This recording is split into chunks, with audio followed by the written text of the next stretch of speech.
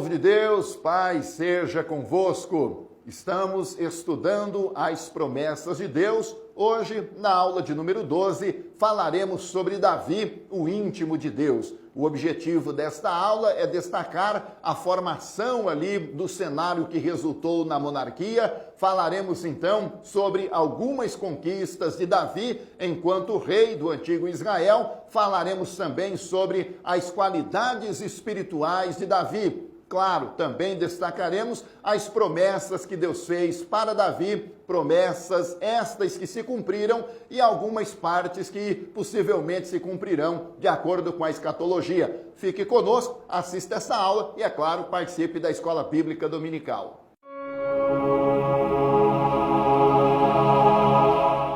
Olá, povo de Deus, nós já estamos na aula de número 12, isto é, concluindo aí a nossa revista Conquistando as Promessas de Deus.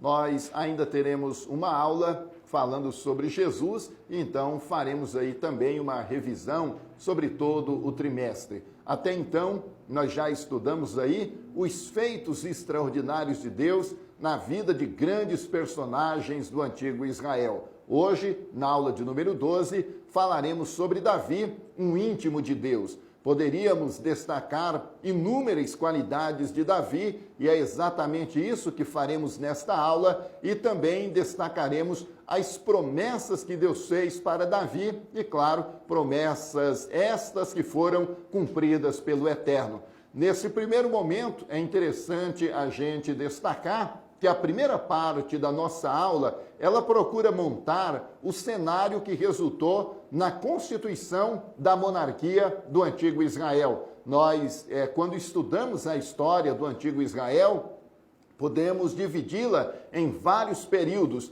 Nós estudamos na aula anterior falando sobre Josué, e ali nós temos um claro período que chamamos na teologia de tribalismo. Após o período do tribalismo, nós teremos então a constituição da monarquia. Na monarquia, Davi, com toda certeza, termina se destacando. Ainda sobre Davi, já na introdução da nossa lição, nós destacamos ali que a Bíblia o apresentou como pastor, músico, poeta, guerreiro, rei e, é claro, o homem segundo o coração de Deus. Nós falaremos mais sobre Davi na segunda parte da nossa aula. Na primeira parte, nós começamos ali destacando que houve já alguns períodos do antigo Israel em que se tentou formar a monarquia. Nós encontramos principalmente no livro de Juízes algumas tentativas ali através de Gideão, no capítulo 8 de Juízes,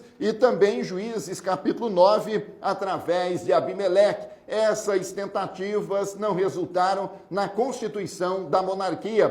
Porém, em um período posterior, nós teremos sim esse período do Israel monárquico. Nós também podemos aprender que algumas escolas eram hostis à ideia de se ter um rei em Israel. Nós podemos até destacar o que a nossa lição traz a título de exemplo, porque entendia-se que o rei, ele seria um governante opressor, usurpador de terras, ganancioso, cobrador de tributos. Então havia sim também uma certa rejeição à ideia da monarquia. Nós encontramos, e a nossa lição, ela traz essa informação bastante útil, dizendo que alguns abusos poderiam ser cometidos com a constituição da monarquia em Israel. A título de exemplo, nós encontramos em 1 Samuel, no capítulo 8, e ali destacam-se o alistamento militar obrigatório, o trabalho forçado. Podemos também falar sobre apropriação das propriedades e uma pesada carga tributária, e é tão verdadeira essa questão da carga tributária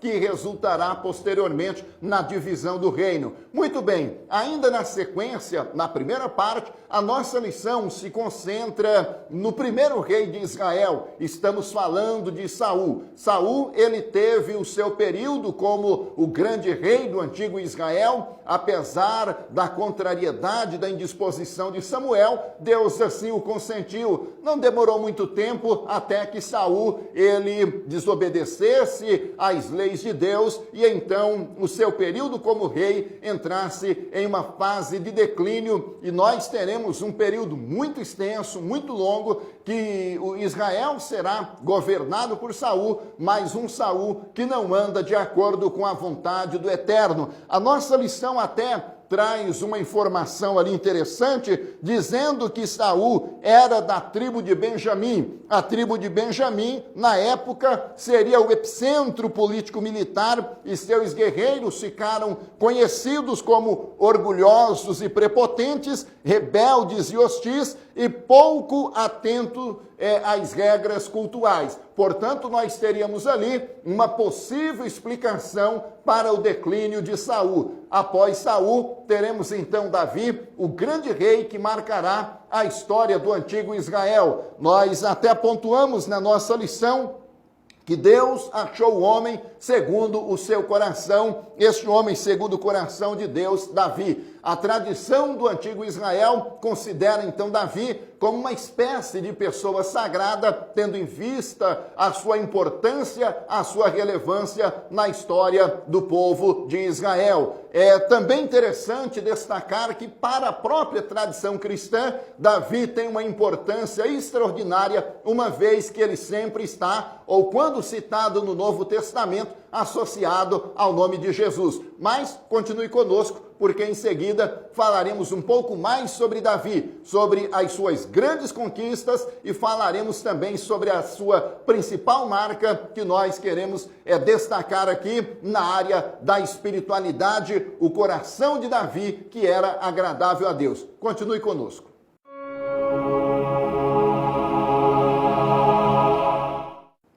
Muito bem, meus irmãos, minhas irmãs, já estamos na segunda parte da nossa aula e agora falaremos um pouco mais sobre Davi. A primeira parte procurou mostrar a composição do cenário que resultou na constituição da monarquia no antigo Israel. Essa informação para nós é muito importante. Por quê? Porque a monarquia não surgiu no contexto do antigo Israel de um dia para o outro. Nós encontramos informações lá no Gênesis já sinalizando uma possível monarquia. Deus que conhece todas as coisas, Deus que conhece o futuro, ele já vem trabalhando isso com o seu povo. Poderíamos também destacar depois Deuteronômio, que também de igual modo traça ali algumas sinalizações sobre a monarquia. Quando chegamos no livro de Juízes, esse período considerado o período do tribalismo, vai ficando mais claro essa tentativa de implantar a monarquia no antigo Israel. A nossa lição trará diversas referências falando que não havia rei em Israel e o povo então fazia aquilo que bem entendia. Claro, o escritor de Juízes já está sinalizando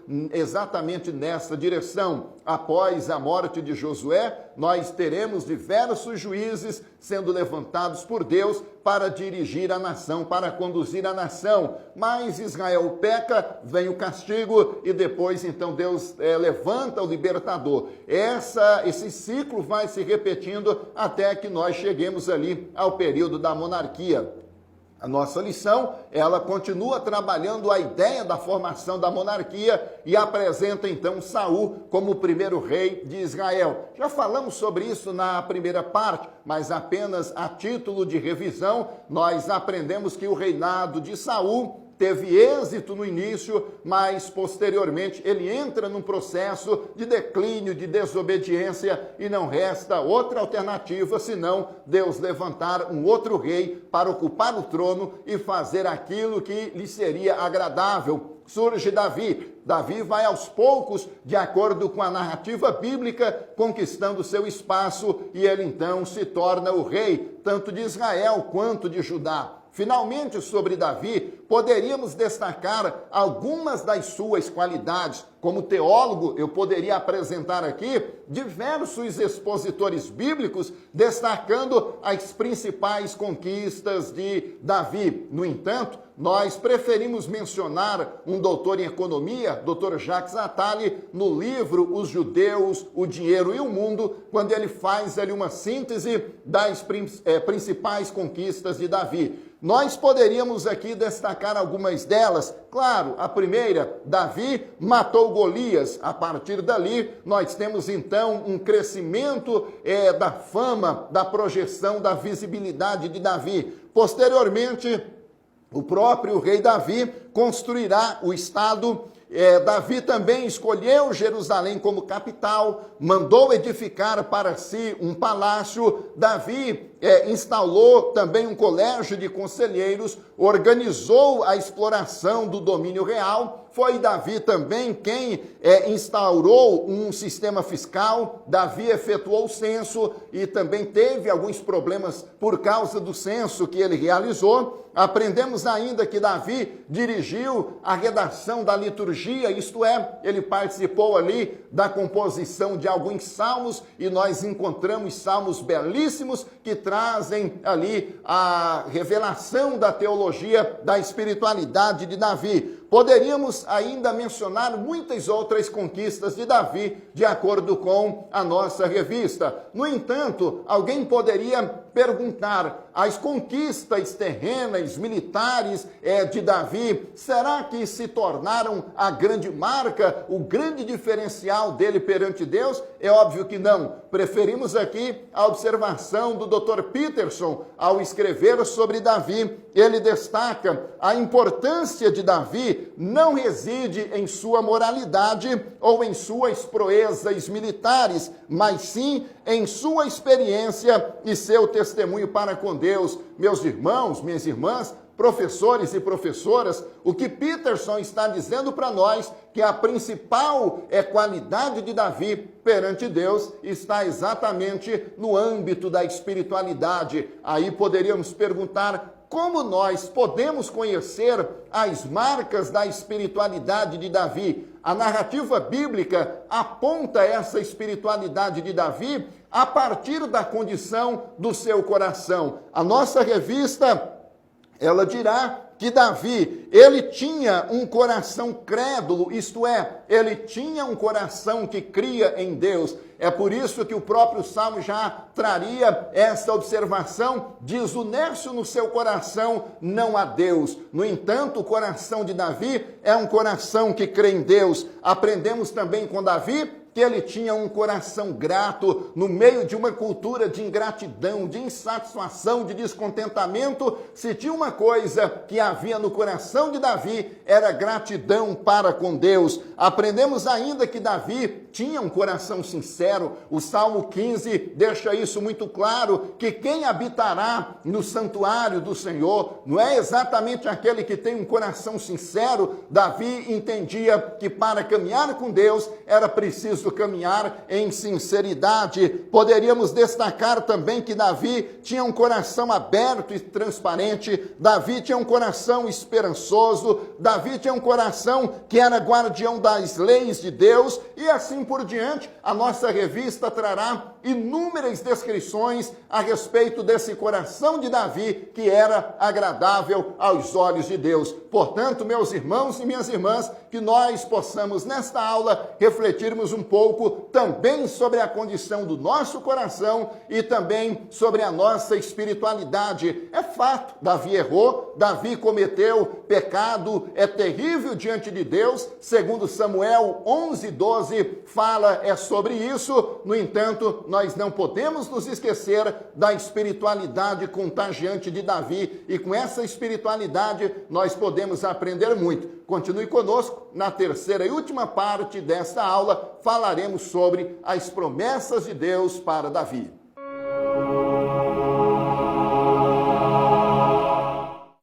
Muito bem, povo de Deus, já estamos na terceira e última parte da nossa aula. Agora falaremos um pouco sobre as promessas de Deus para Davi.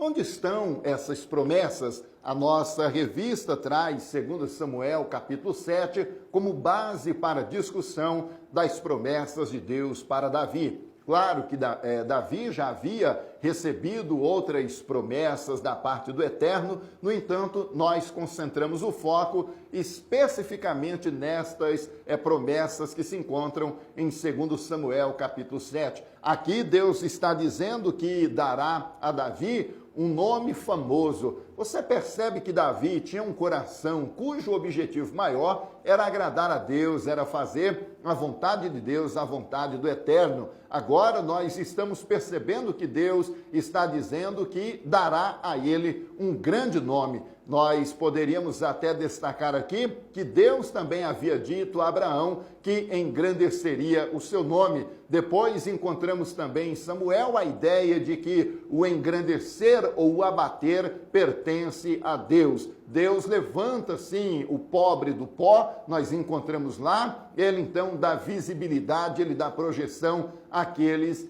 a quem o próprio Deus assim determinar. Deus está dizendo para Davi que dará a ele um grande nome. Outra coisa, Deus também diz, estabelecerei o meu povo Israel no lugar e ali o plantarei. A promessa de Deus não envolve apenas Davi, envolve o povo da promessa. Deus está falando que vai estabelecer o seu povo, que vai então consolidar as promessas que ele já havia feito aos patriarcas, e agora Deus reforça isso ali com Davi, destacando as suas promessas. Uma outra questão interessante é que Deus diz: providenciarei um sucessor da sua descendência. Agora Deus está trabalhando com Davi de maneira mais pessoal, de maneira mais particular. A respeito de Davi, Deus dará a ele um grande nome, um nome famoso. A respeito de Israel, Deus consolidará o seu povo. E a respeito ainda de Davi, Deus está dizendo que dará a ele um descendente. Deus continuará dizendo, ele será o meu filho. Quer dizer que Deus está trabalhando essa descendência de Davi e o próprio Deus, então, assumindo esse compromisso de que a Davi não faltaria esse herdeiro, e depois isso tem a ver, claro, com Jesus.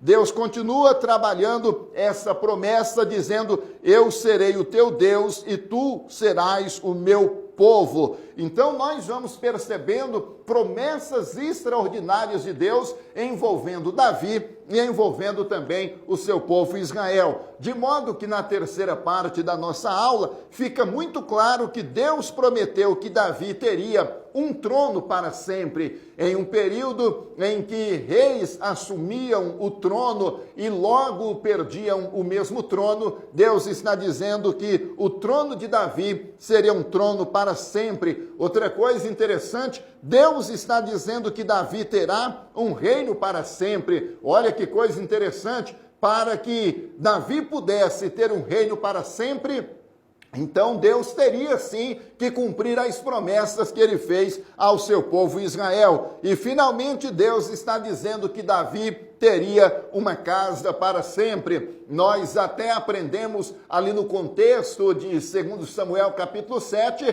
que é o próprio Davi quem se apresenta querendo construir para Deus uma casa, e vamos perceber isso, capítulo 7, capítulo 8, mas na verdade é o próprio Deus quem está dizendo a Davi que dará a ele um trono para sempre, um reino para sempre e uma casa para sempre. Essas promessas que Deus fez a Davi, certamente algumas delas já se cumpriram, outras nós até estudaremos em uma revista que teremos aí sobre escatologia bíblica, alguns cumprimentos finais desta promessa de Deus. Em um primeiro momento nós temos Salomão, que se torna ali o herdeiro de Davi. Sobre Salomão, a nossa lição diz que ele se tornou conhecido como pacificador, construtor, adorador, árbitro, administrador, estudioso, enfim, Salomão se tornou o padrão, a referência de conhecimento, de sabedoria